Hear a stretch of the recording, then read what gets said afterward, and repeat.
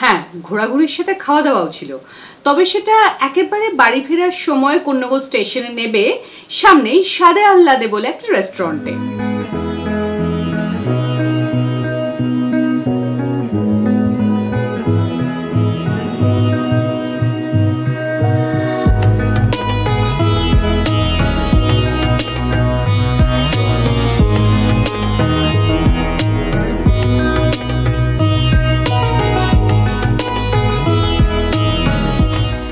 আজকে ছোট্টখাট্টো টোরে মোটামুটি বাড়ির কাছাকাছি আমাদের কন্যগড়ে আমাদের প্রথম গন্তব্য বিখ্যাত অবনীন্দ্রনাথ ঠাকুরের বাগান বাড়ি, একদম জিটি রোডের উপরেই। তো আমরা যেহেতু ভদ্রেশ্বর থেকে এসছি, সো আমাদের ট্রেনেই সুবিধে, তাই ট্রেনে এসে ডাউন প্ল্যাটফর্মের দিকেই কাছেই একদম টোটো স্ট্যান্ড, ওখান থেকে টোটোতে করে আসতাম, 10 টাকা করে ভাড়া নিল। আর যেহেতু একদম জিটি রোডের উপরেই, তো যদি কেউ বাইকে বা গাড়িতে আসতে চায় তাহলেও কোনো অসুবিধে নেই, একেবারে জিটি রোডের উপরেই। যাই হোক, আজকে আমাদের 3/4 অফ আওয়ার ফ্যামিলি বলা যায় আমরা বেড়াতে বেরিয়েছি, কারণ ভাইকে তো সবসময় পাওয়া সম্ভব না। সো আমি, মা আর বাপি। তো প্রথম গন্তব্য আমাদের অবনীন্দ্রনাথের বাগান বাড়ি, আমরা জাস্ট ঢুকছি।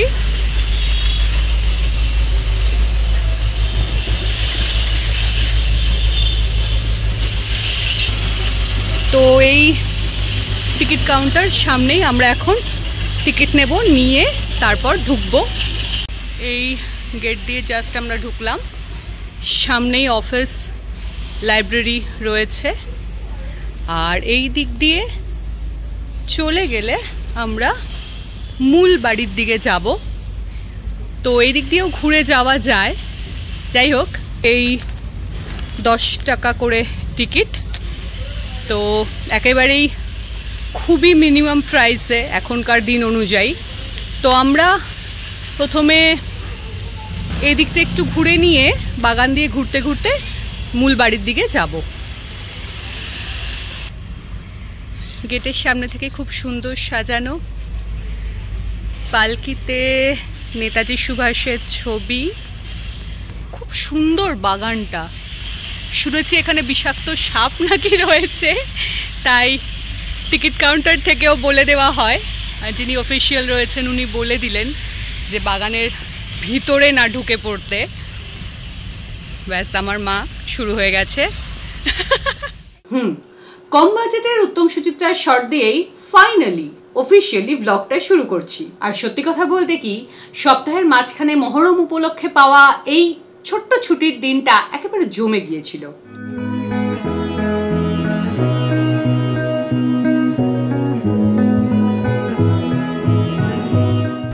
আগে ঘুরতে ঘুরতে এই বাড়ির পিছন দিকটায় আসলাম। সারা বাড়ি জুড়েই তো বাগান। এখানে একটা ছোট্ট জলাধার, জানি না অবশ্য এটা কি কারণে। বাড়ির পিছন দিকেটা খুবই শান্ত নিরিবিলি পরিবেশ। জলাধারটায় বাঁধানো মাছ রয়েছে বেশ কিছু, আমি জানি না আদৌ ক্যামেরায় কতদূর দেখা যাচ্ছে, বেশ বড় বড় কিছু মাছ রয়েছে। চারিদিকেই ছড়ানো বাগান আর সুন্দর সুন্দর বসার জায়গা রয়েছে।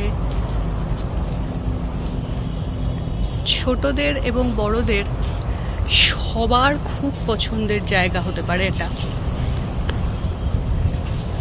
অবশ্যই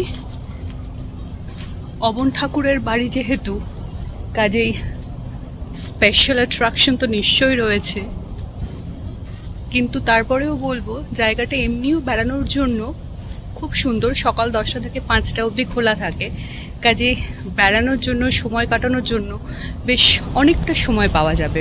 এবার মূল বাড়ির ভিতর ঢুকবো, তো চলো তোমরাও, আশা করি ভালো লাগবে।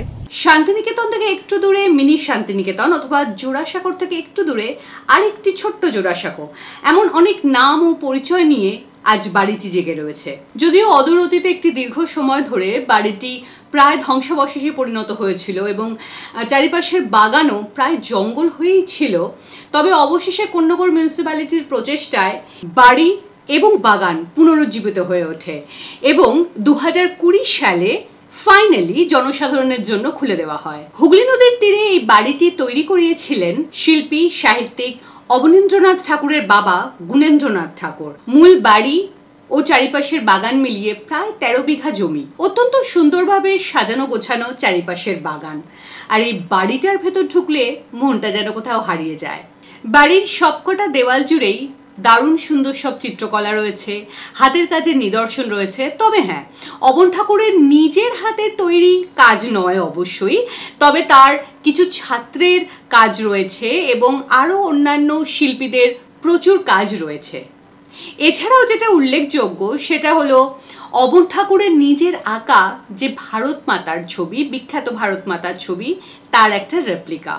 ছোটবেলার অনেকটা সময় অবন ঠাকুর কাটিয়েছিলেন এই বাড়িতে। তার নিজের লেখাতেই জানা যায় যে উনি এই বাড়িতে থেকেই প্রথম আঁকতে শিখেছিলেন। এই বাড়িতে বসবাসের সুন্দর স্মৃতি আজীবন তার মনে বেঁচেছিল।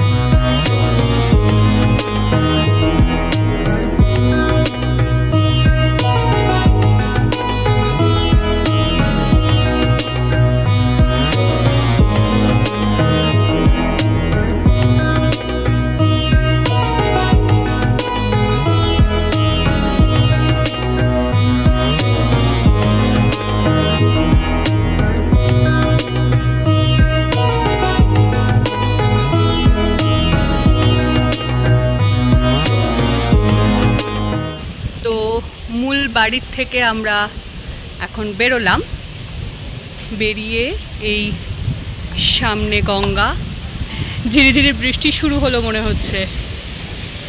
ভীষণ সুন্দর একটা হাওয়া দিচ্ছে, তো এত সুন্দর একটা জায়গায় বেশ খানিকটা সময় তো আমরা কাটাবোই। দিকটা বসার জায়গাও রয়েছে।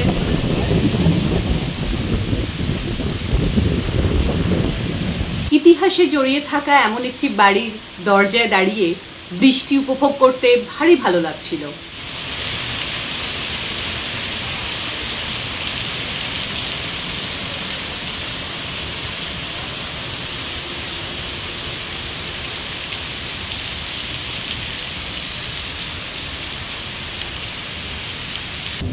একটা জিনিস দেখাই তোমাদের সবাইকে। তাল গাছ এক পায়ে দাঁড়িয়ে তো হলো শান্তিনিকেতনে, কিন্তু সেই গাছে আমরা তাল দেখিনি। তবে অবন ঠাকুর বাড়িতে এসে, এই বাগান বাড়িতে এসে গাছ ভর্তি তাল দেখতে পেলাম।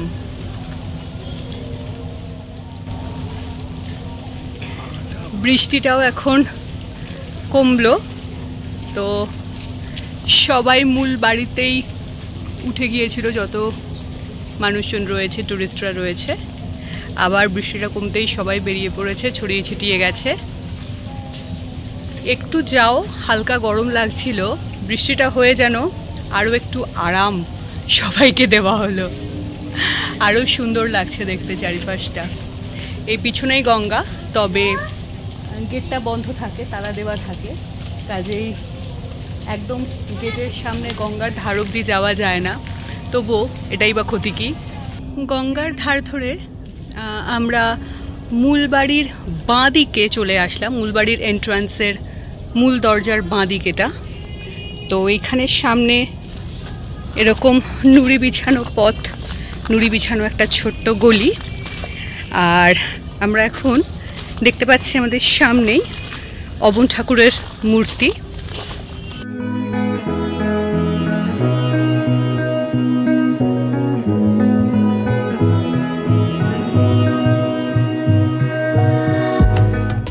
এই ছোটদের জন্য পার্ক, এটা আমরা একদম এন্ট্রান্স দিয়ে যে ঢুকেছি, যদিও ওটা মূল বাড়ির পিছন দিক আর কি। তো অফিস কার্যালয় ওদিকে, টিকিট কাউন্টার ওদিকে, তো আমরা ওই দিকে দিয়েই ঢুকলাম। তো একদম এই সামনেই ছোটদের জন্য পার্ক। আচ্ছা, এই পালকিটা ঢোকার সময় দেখেছিলাম যার একদিকে নেতাজির ছবি আর একদিকে নৃসিংহ দাস বাবুর ছবি। আমরা এদিক দিয়ে বেরিয়ে আবার বাড়ির অন্য দিকটায় যাব। আমরা অ্যাকচুয়ালি মূল বাড়ির এন্ট্রান্সের বাঁ দিকটার বাগানগুড়টা ঘুরে নিলাম। এবার আমরা ঘুরতে ঘুরতে আবার মূল বাড়ি পেরিয়ে ডান দিকে যাব। বাগান বাড়ির আসল এসেন্স, বাজারে জাম খুঁজতে হয়, আর এখানে এসে থেকে দেখছি জাম বিছিয়ে রয়েছে। আমি দেখানোর চেষ্টা করছি, জানি না কতটা বুঝতে পারবে, আশা করি বুঝবে সবাই। ভিতরেও বিছিয়ে জাম, আহা যদি কুড়োতে পারতাম। আর এই একটা পুচকি ছোট্ট গাছে আম, সত্যি ভারী মজা লাগছে দেখতে। আর পায়ের নিচে এমন সুন্দর সুন্দর হলুদ ঘাস ফুল মাঠে বিছিয়ে রয়েছে গঙ্গার ধারের দিকে। মূল বাড়ির এন্ট্রান্সের মেন এন্ট্রান্সের এখন আমরা ডান দিকে। এখানে হজরত গাজী আমির শাহের কবর রয়েছে, যদিও জায়গাটা এদিক থেকে বন্ধ, কাজে যাওয়া যায় না। আর পাশে আরও একটা বাঁধানো জলাধার, আমি জানি না এটা মানে স্নান করার জায়গা ছিল নাকি, মানে স্নানাগার কিনা আমার জানা নেই। পুরো জায়গাটাই এখান থেকে ঘেরা। এই ডান দিকটা, এখানেও বাচ্চাদের খেলার মতো জায়গা রয়েছে।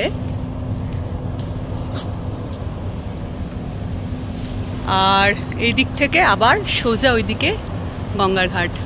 আমরা একদম এই দিক দিয়েই ঢুকেছিলাম। তো এই যে ছোট্ট বিল্ডিংটা, একতলা, ভাড়ার ঘর, গ্রন্থাগার, আর তারপর সেই অফিস।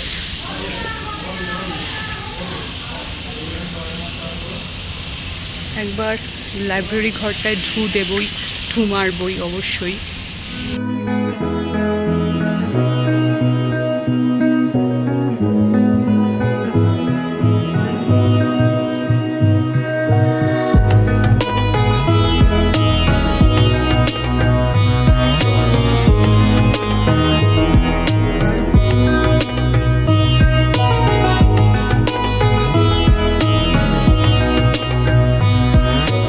আমাদের দ্বিতীয় গন্তব্য কন্যগড় বারোমন্দির ঘাট, এই গঙ্গার ঘাট। আর দুধারে 6টা এবং এই ধারে 6টা শিব মন্দির। যাক, রথের পরে রথ দেখাও হলো। এই দিক দিয়ে ঢুকবো।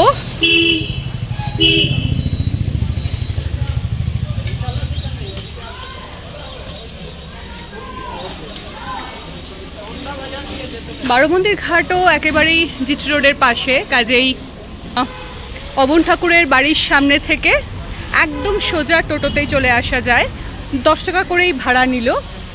এইবার এই যে এদিকে 6টা এবং এইদিকে 6টা শিব মন্দির। এখানেও একটা শিব মন্দির রয়েছে।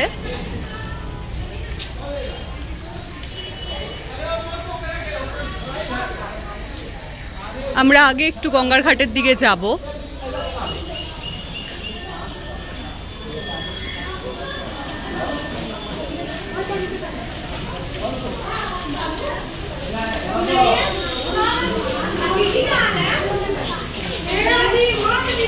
বারো শিবের 12টি মন্দির। মন্দিরগুলি সারাদিনই খোলা থাকে, কাজে দর্শন বা পূজাদানে কোনো অসুবিধে নেই। আর আমার মতো যাদের ধর্ম, বেদ, শাস্ত্র, পুরাণ, মাইথোলজিতে জ্ঞান অত্যন্ত কম, তাদের জন্য খুব সুবিধে, প্রতিটি মন্দিরের ভিতরেই মহাদেবের রূপের নাম লেখা রয়েছে।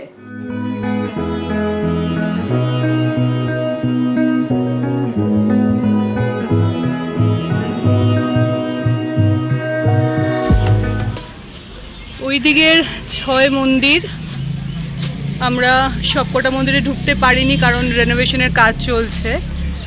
তো এই দিকের মন্দিরগুলোতে আমরা এবার যাচ্ছি। গঙ্গার পশ্চিম তীর বারাণসী সমান, এই উক্তিটি আমরা কম বেশি সকলেই শুনেছি। সুতরাং কোন্নগরের এই 12 মন্দির ঘাট এবং বাবার এই 12 মন্দির দর্শন সত্যিই মনকে এক অপূর্ব প্রশান্তি এনে দিল। এই 12 মন্দির এবং দ্বাদশ মন্দির ঘাট পশ্চিমবঙ্গ সরকারের নির্দেশে হেরিটেজ সাইটের মর্যাদা পেয়েছে এবং মুখ্যমন্ত্রীর ইচ্ছা অনুযায়ী এখানেও নিয়মিত সন্ধ্যাবেলা গঙ্গারতি করা হয়।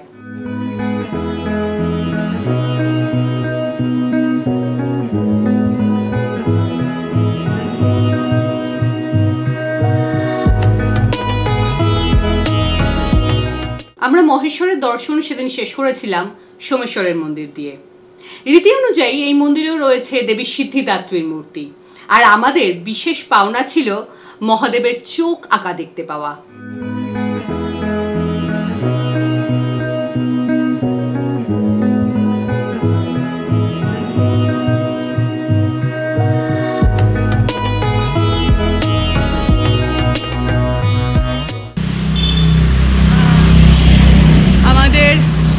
তৃতীয় গন্তব্য আজকের রাজরাজেশ্বরী মন্দির বা রাজরাজেশ্বরী সেবা মঠ। এই 12 মন্দির ঘাট এই দিকে একটু জাস্ট 1-2 মিনিট হেঁটে এসেই এখানে সামনেই রাস্তার উল্টো ফুটে। তবে এই মন্দিরের ভেতরে ফোন ক্যামেরা এই সমস্ত অ্যালাউড নয়, সুতরাং এর ভেতরে কোনো ভ্লগ হবে না। আমি শুধু টাইমিংগুলো একটু দেখিয়ে দিই। সময় সারণী দেওয়া রয়েছে, মন্দির কখন খোলা থাকে, কখন কোন আরতি হয়। দেবী রাজরাজেশ্বরীর মূল ধাম হিমালয়ের গাঢ়ওয়াল প্রদেশে। তবে এখানে এই ঘরের পাশের কোন্নগরে দেবীর দর্শন করার এক অপূর্ব সুযোগ এই মন্দিরে। দর্শন করে বেরোলাম। টাইমিং যা যা রয়েছে সময় সারণী সেটা তো আগেই দেখিয়েছি। মন্দিরের ভিতরে একেবারেই ক্যামেরা অ্যালাউড নয়, সুতরাং ব্লগ করা অসম্ভব। তবে হ্যাঁ, অবশ্যই যারা এখনও আমাদের ব্যান্ডেল থেকে কলকাতার মধ্যে যারা থাকো আশেপাশে, তারা অবশ্যই আসতে পারো, খুব ভালো লাগবে। ভিতরে মন্দিরের মূল মন্দির দেবী ত্রিপুরা সুন্দরীর মূর্তি রয়েছে। মূল মন্দিরের চারপাশ ঘিরে রয়েছে 64 যোগিনীর মূর্তি। মন্দিরের প্রতিষ্ঠাতা শঙ্করাচার্য শ্রী স্বরূপানন্দ সরস্বতী মহারাজের মন্দিরও একটা তৈরি হয়েছে, এখনও মন্দিরের কাজ চলছে। পুরো জায়গাটা খুব ভালো লাগবে দেখতে। যাই হোক, মোটামুটি ঘন্টা 4 সময়ের মধ্যে আজকে আমাদের ঘোরা বেড়ানো শেষ। এবার আমরা বাড়ির পথে, এখান থেকে যাব কোন্নগর স্টেশন, তারপর বাড়ি। তোমাদের সাথে তাহলে দেখা হচ্ছে পরের ব্লগে।